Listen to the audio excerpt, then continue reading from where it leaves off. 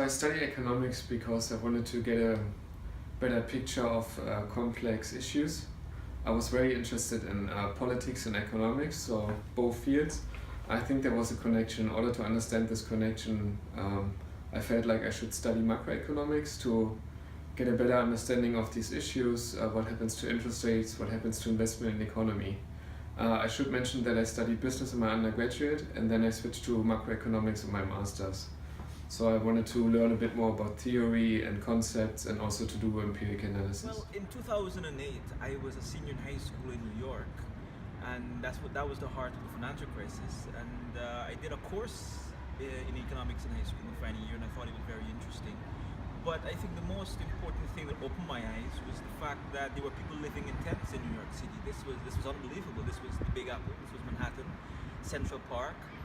And then I wanted to understand the financial crisis, what the housing bubble was all about, its causes, and why some countries are rich and others are poor. It's really nice. The most important thing I've learned so far in economics is that you shouldn't take things at face value. You should question them, and it might not be as easy as it seems. There are complex relationships in the economy.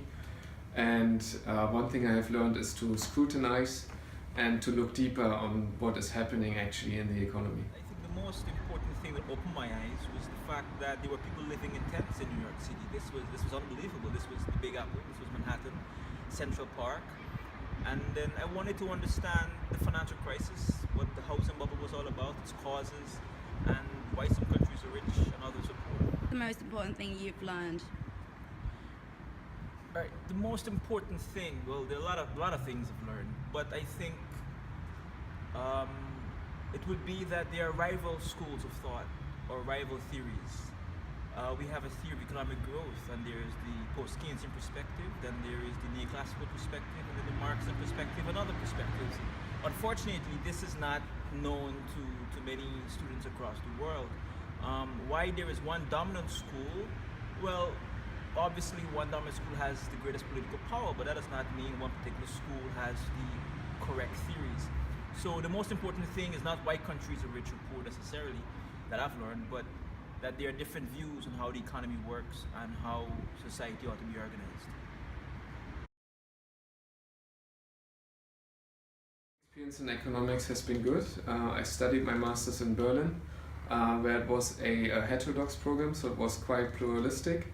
And then I moved on to my PhD studies here in London at the University of Greenwich, obviously studying more independently than in my master's studies. But what I like is that in my master's studies we had a variety of topics. It was topics in politics, social science, economics. The only thing that I missed is a bit more training in quantitative methods. It was different at every level. At the undergraduate level, it was a lot of assignment-based, a lot of coursework, take-home exams. At the master level, it was more essay-based, a lot more scope for thinking and flexibility. Now at the PhD level, it's definitely much more research-based, more formalization, a lot of empirical assessments, thinking deep about theoretical constructs and paradigms. I guess what is common across all levels would be that it's lecture-based, presentation, PowerPoint-based. There is some scope for engaging, but I think it's definitely limited in the classroom.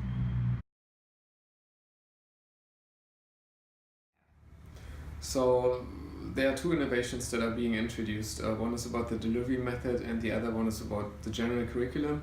I think I'm more focused on the second point. I think it's better to introduce a general change into the curriculum to allow more schools of thought, more pluralistic topics, which would, to me, would be a more fundamental change. In terms of delivery method, in my master's I had both. I had lectures and seminars. I think both are relevant. I wouldn't change it, to be honest, because I think you need some input through the lecture which you can then apply in a seminar. One of the criticism that is usually given, that was also the case in my studies, is there could be more real-life examples. So macroeconomic modeling, it's usually quite abstract, quite theoretical, but if you would give more real-life examples, starting with an article from a newspaper, for instance, this I think greatly helps to stimulate interest among the students. What change do you agree with? All right, first off, improving the learning environment in the classroom across all disciplines is a must, and I suppose an ongoing project.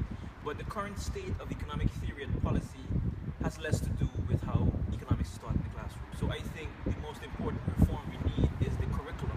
We do need to teach first and foremost different schools of thought. We need to integrate a lot of other social sciences, for instance, sociology, politics, history, into economics. The world is governed by a lot more than the economics or the reality of profit and rationality and economic equations. So we need to reform the curriculum. I think it needs to extend beyond the classroom for sure. The way we review articles for journal publications as well needs to be reformed. So we need to rethink fundamentally what is the role of mathematics in economics. Mathematics supposedly supposed to be a tool for simplification, to add clarity to a particular idea, but I think more recently it's been used to distract from poor thinking, poor ideas, and we need to definitely reevaluate the role of economics. I'm saying reevaluate and not eliminate economics, because economics is a tool and it's been used for poor purposes or bad purposes, but we should not bash mathematics. It's important, and we definitely need to put it within its correct use. So rethinking and reforming the curriculum of economics across the world for sure. Thank you.